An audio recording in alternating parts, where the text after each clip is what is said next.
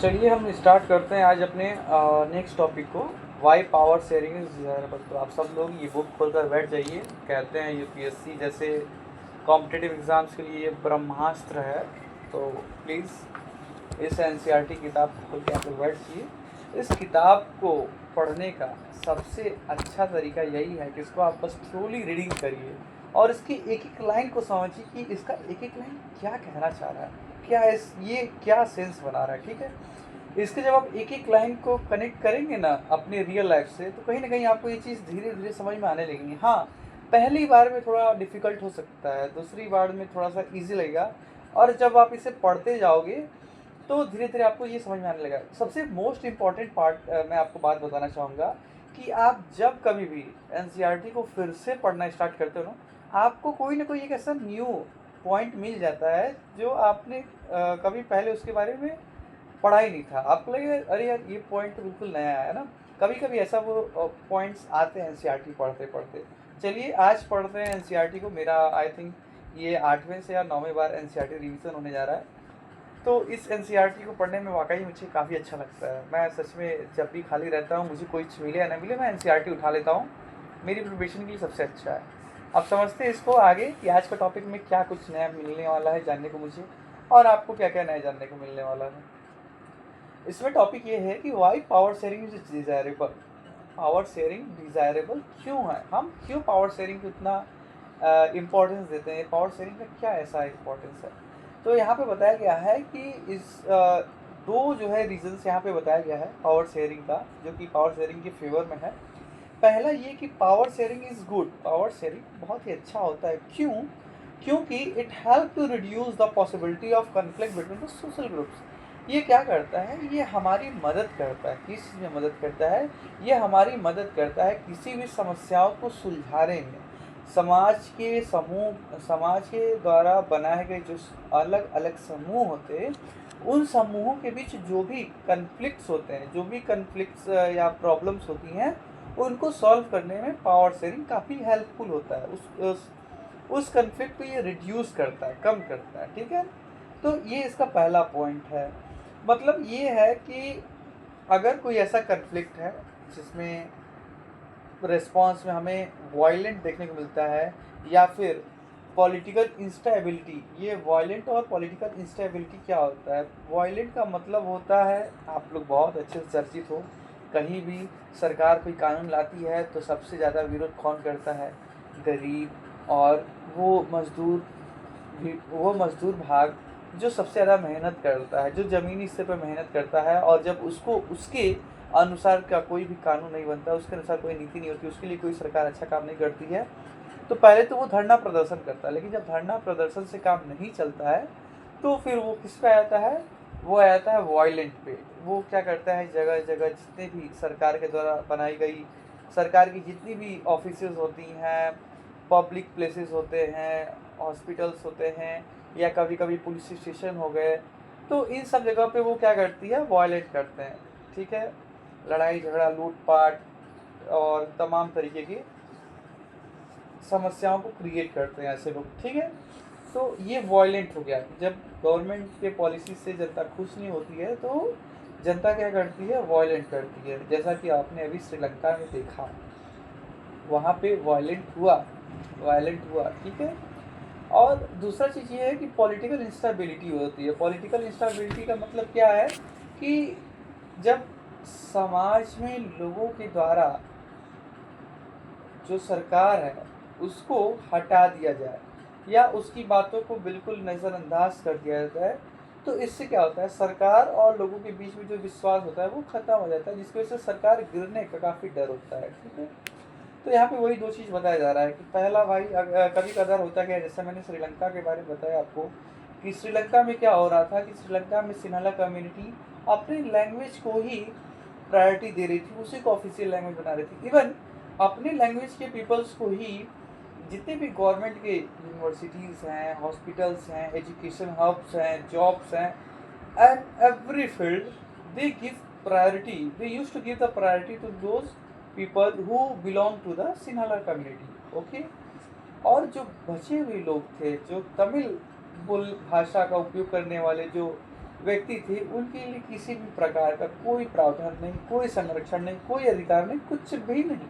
मतलब सरकार की तरफ से 1% सहायता नहीं, जिसके परिणाम स्वरूप क्या हमें देखने को मिलता है कि उस समूह से लोग जो है पार्टी बनाते हैं, जगह जगह धरना प्रदर्शन करते हैं, सरकार के खिलाफ आवाज़ उठाते हैं, उनसे गुहार लगाते हैं कि हमें हमारे अधिकार दीजिए, और नहीं दे सकते हैं तो हमें एक अलग राज्य का दर्जा दीजिए जिससे हम अपने राज्य को चला सकें। लेकिन उनकी इस बात को भी मना कर दी जाती है, और होता क्या है फिर बाद में यही कन्फ्लिक्ट जो है लड़ाई का रूप ले लेता है, वायलेंट होता है, और काफ़ी जो है संघर्ष होता है दोनों भाषा संप्रदाय के लोगों के बीच में।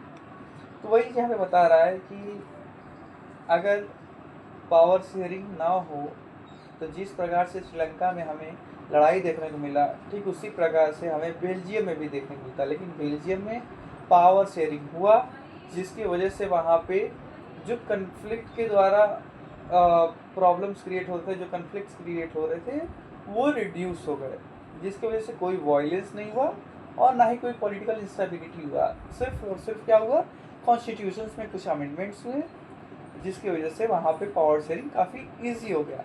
सेंट्रल गवर्नमेंट साथ साथ स्टेट गवर्नमेंट बनाया गया, उसके अतिरिक्त एक कम्युनिटी गवर्नमेंट भी बनाया गया, और सिर्फ बनाया ही नहीं गया, उनको पावर भी दिए ताकि वो कल्चरल, एजुकेशनल जैसे इश्यूज़ पे अपने एक्शंस, अपने ओपिनियन दे सके गवर्नमेंट को। ठीक है, तो पहला पॉइंट पावर शेयरिंग के फेवर में ये यहाँ पे बताया गया है कि पावर शेयरिंग अच्छा है। क्यों अच्छा है? कि ये जो है समाज के जो समूह होते हैं, सामाजिक जो समूह होते हैं, उनके बीच में जो भी कन्फ्लिक्ट होता है उनको वो रिड्यूस करता है।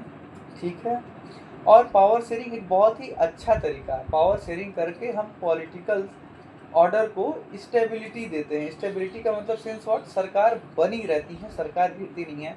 आपको याद होगा अटल बिहारी वाजपेयी जी की सरकार बनी थी 1998 में, मात्र कुछ ही दिनों के लिए, कुछ ही महीनों के लिए वो सरकार चली थी, फिर वो गिर गए, फिर से चुनाव हुआ, फिर से वो जीते, और फिर जाकर वो गवर्नमेंट में स्टेबिलिटी बनाए रखे। ठीक है, तो कुछ ऐसा ही चीज़ यहाँ पे बताया जा रहा है कि जब पावर का शेयरिंग होता है तो वाकई पॉलिटिकल में आपको स्टेबिलिटी देखने को मिलती है।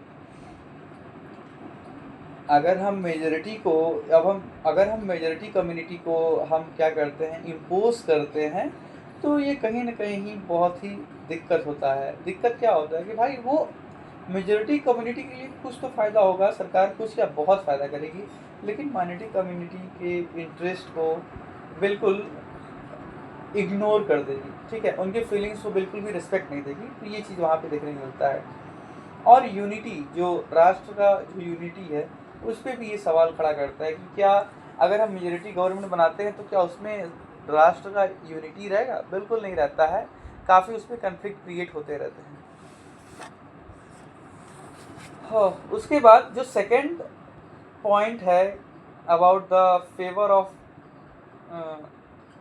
पावर शेयरिंग, वो क्या है? Power sharing is good for democracies because it is the very spirit of democracy. The democratic rule involves the power sharing power with those affected by its exercise and who have to live without its effect. People have the right to consultate on how they are to be governed, and a legitimate government is one where citizens through the participation acquire a stake in the system. यहाँ पे ये बताया जा रहा है कि जो power sharing है हमारे गवर्नमेंट के लिए या किसी भी कंट्री के लिए वो हेल्पफुल होता है। क्यों हेल्पफुल होता है?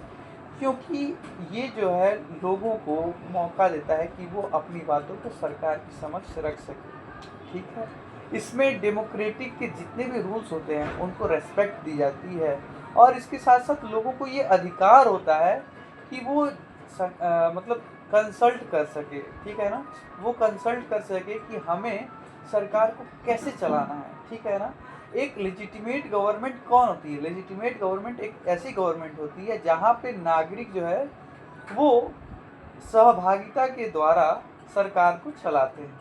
ठीक है, तो ये 2 पॉइंट थे जो कि फेवर ऑफ पावर शेयरिंग में बताया मैंने। उसके बाद यहाँ पे ये बताया जा रहा है कि first set of the what, the first set of the reason, that is the prudential. Prudential क्या होता है मैं आपको बताना चाहूँगा। प्रूडेंशियल का मतलब होता है एक कैलकुलेशन, एक कैलकुलेशन किसका, प्रॉफिट का और लॉस का, उसे हम प्रूडेंशियल कहते हैं। मतलब एक ऐसे निर्णय जो कि हमें बताते हैं कि इस कार्य का परिणाम हमें क्या मिलेगा।